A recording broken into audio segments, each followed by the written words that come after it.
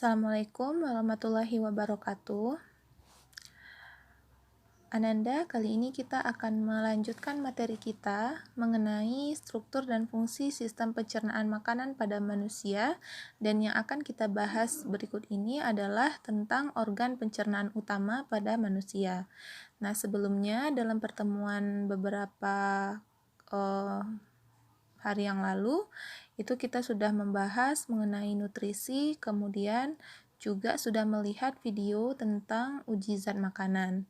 Nah, kali ini kita akan melihat proses yang terjadi pada sistem pencernaan kita.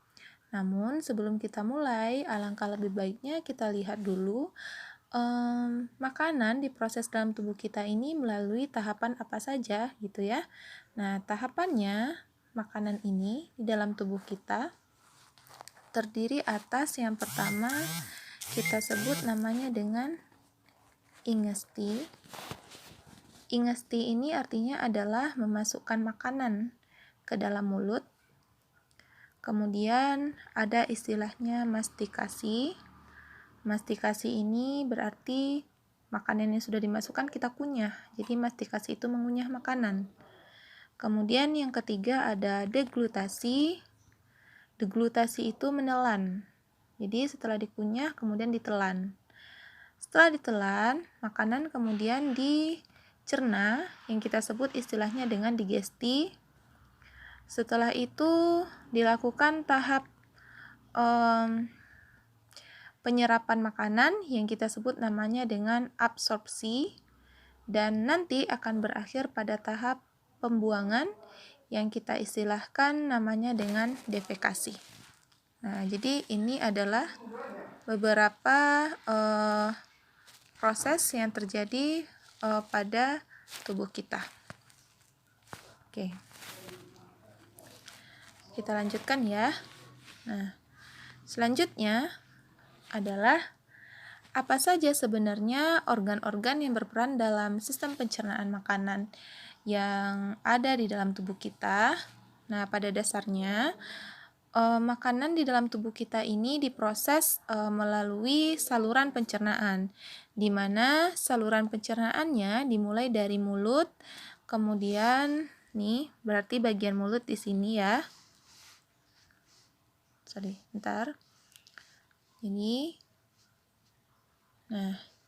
Ini adalah bagian mulut nih. Nah, kemudian dilanjutkan melalui kerongkongan yang ditunjuk esofagus, berarti ya, kerongkongan nama biologinya berarti esofagus. Lalu makanan diteruskan ke lambung. Mana yang lambung? Ini dia. Setelah itu diproses, lalu dilanjutkan ke bagian usus halus. Usus halus berarti yang di dalam ini. Nah, yang di sini. Nah, selanjutnya makanan menuju ke usus besar. Nih. Nah, baru makanan tersebut berakhir di rektum dan anus. Nah, itu saluran pencernaannya atau organnya. Namun sebenarnya proses pencernaan ini juga terjadi pada dibantu oleh kelenjar pencernaan, di mana kelenjar pencernaan yang membantu itu bisa berupa hati, kantung empedu, dan juga berupa pankreas. Nah, secara garis besar, sebenarnya proses pencernaan ini terbagi menjadi dua. Ada secara mekanik dan ada secara enzimatis atau yang kita sebut juga dengan istilahnya kimiawi. Jadi, proses-proses itu bisa terjadi di dalam ini, saluran pencernaan. Nah, bagaimana prosesnya? Kita lihat satu persatu. Nah, yang pertama kita amati dulu untuk mulut ya. Nah, pada dasarnya di mulut kita itu terdapat dua bagian. Yang pertama itu ada yang kita sebut namanya dengan gigi. Nah, gigi di sini berperan dalam proses pencernaan secara mekanik. Jadi, mekanik karena gigi fungsinya itu adalah untuk mengunyah makanan.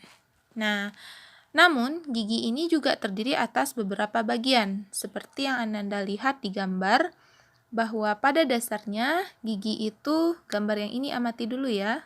Nah, gigi ini terdiri atas adanya gigi seri, ini yang A. Kalau gigi seri ini gunanya adalah untuk memotong makanan. Jadi waktu kita makan, kita potong makanannya, itu dipotong oleh gigi seri.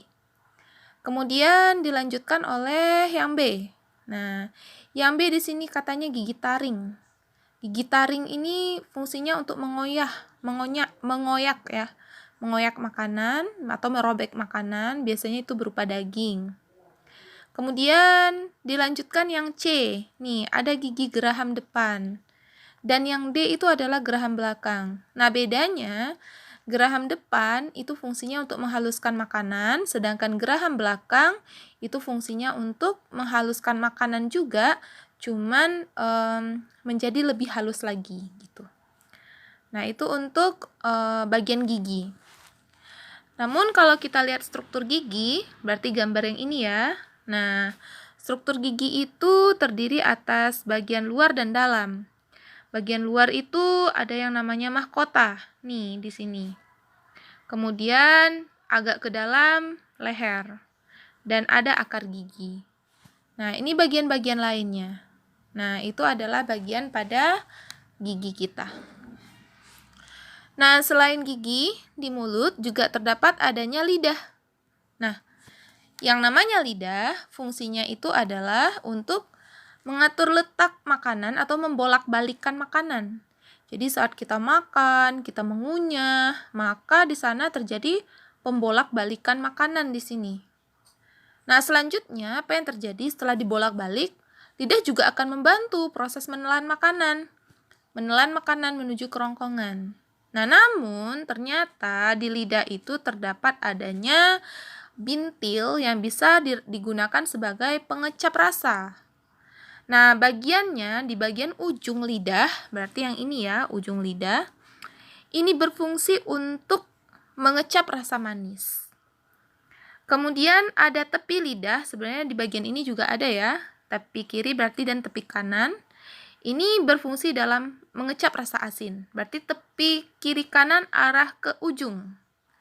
Sedangkan tepi kiri kanan arah ke pangkal itu berfungsi dalam merasakan rasa asam. Dan bagian pangkal berarti bagian belakang ini fungsinya berfungsi dalam merasakan rasa pahit. Nah, timbul satu pertanyaan. Kalau seandainya merasakan rasa pedas, itu di bagian mananya? Coba Ananda pikirkan. Nah, pedas itu bukan rasa. Pedas itu adalah sensasi.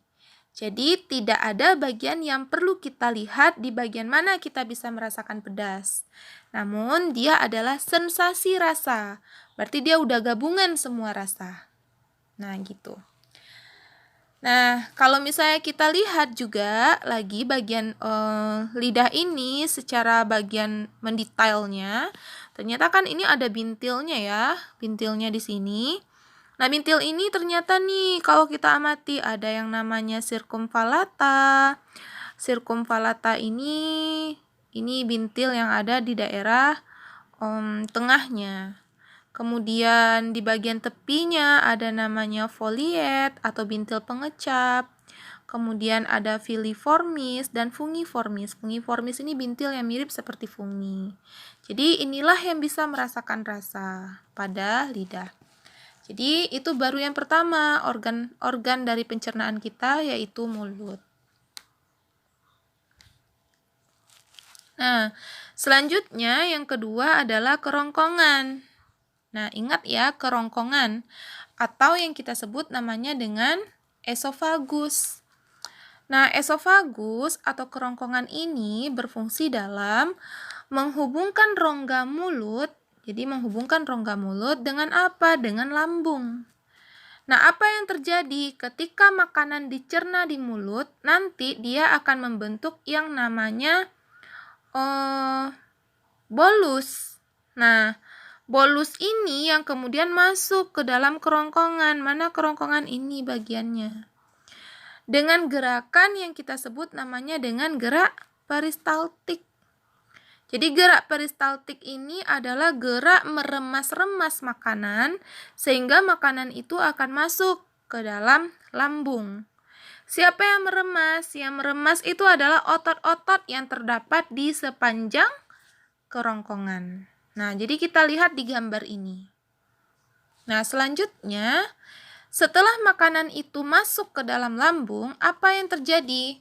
Makanan kemudian dicerna lagi. Dicerna membentuk bubur atau yang kita sebut dengan kim. Nah, pada lambung ini terjadi lagi 2 proses pencernaan. Yang pertama bisa dengan cara mekanik, di mana otot-otot lambung, yaitu berupa pilorus, fundus, kardiak, sfinkter ini mengobak-abik semua makanan sehingga dia membentuk yang namanya kim di dalam lambung ini. Jadi namanya adalah kim. Atau yang kita sebut juga namanya dengan bubur gitu. Nah, makanan kemudian dihancurkan. Itu secara mekaniknya. Namun, jika kita amati ternyata ada secara kimiawi juga. Apa itu? Dengan bantuan enzim. Kalau dengan kimiawi. Jadi selain dengan mekanik juga bisa dengan kimiawi, dengan bantuan enzim. Apa saja enzimnya? Nanti kita akan bahas dalam pertemuan selanjutnya. Nah, jadi inilah bagian yang terdapat pada lambung. Nah, makanan yang udah tercampur dengan getah lambung yang disebut dengan kim tadi, kemudian dilanjutkan prosesnya ke usus halus. Nah, kalau kita amati bagian-bagian dari usus halus, yang mana usus halus? Yang di bagian dalam ini. Nah, ini keseluruhannya adalah usus halus. Jadi, usus halus ini dibedakan menjadi 3. Yang pertama ada namanya dengan duodenum. Nah, ini yang pertama, duodenum atau yang kita sebut juga dengan usus 12 jari.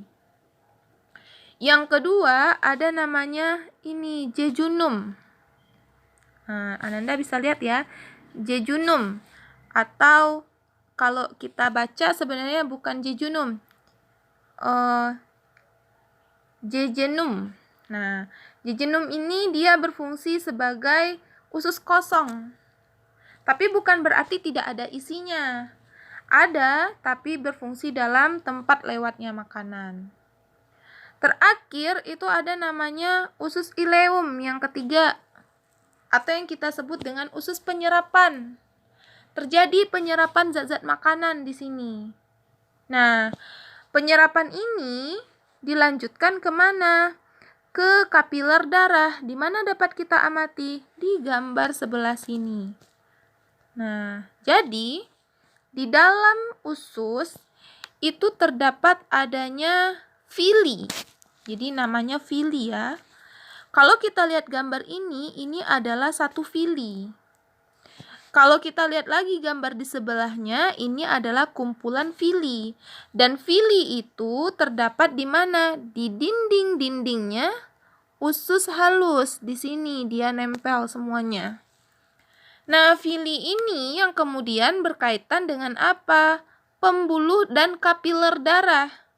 Makanya ketika di usus penyerapan itu terjadi penyerapan zat makanan, nah makanan yang sudah diabsorpsi kemudian dibawa menuju ke aliran darah untuk diedarkan ke seluruh tubuh kita. Jadi terjadinya di bagian villi ini. Jadi dapat kita katakan bahwa sebenarnya fungsi dari usus halus itu adalah sebagai tempat absorpsi makanan. Jadi absorpsi ini artinya berarti penyerapan makanan. Makanan yang sudah dalam bentuk kim tadi. Nah, itu untuk usus halus. Lanjut ya. Nah, selanjutnya itu ada bagian yang kita sebut namanya dengan usus besar. Nah, pada usus besar apa yang terdapat? Ada bagian yang kita sebut dengan tempat pembusukan sisa makanan. Jadi ini adalah bagian usus besar ini semuanya. Jadi usus besar ini ada usus naik atau kolon naik, kemudian ada yang mendatar, kemudian ada yang menurun. Tapi secara keseluruhan fungsinya ini adalah tempat pembusukan sisa makanan yang dibantu oleh sebuah bakteri. Ya. Nama bakterinya adalah Escherichia coli. Nah, itu adalah nama bakterinya. Jadi, gunanya nanti dia berperan sebagai penghasil vitamin K. Jadi, vitamin K yang dihasilkan itulah yang digunakan untuk membantu pembusukan zat makanan.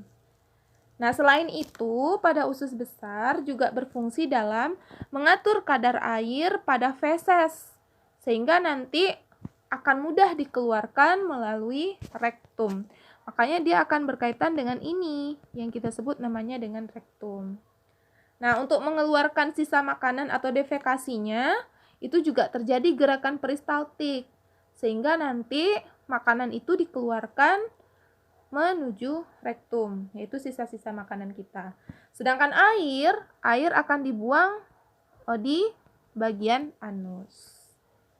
Nah, jadi dapat kita amati bahwa tadi ada beberapa bagian ya, mulai dari mulut, kemudian ada kerongkongan dan lambung, usus halus, dan usus besar. Jadi itulah organ-organ yang terdapat pada sistem pencernaan manusia. Nah, selain adanya organ pencernaan, di sini juga terdapat adanya kelenjar pencernaan. Nah, adapun kelenjar pencernaan yang membantu proses pencernaan kita itu adalah berupa pankreas, kantung empedu, dan juga hati.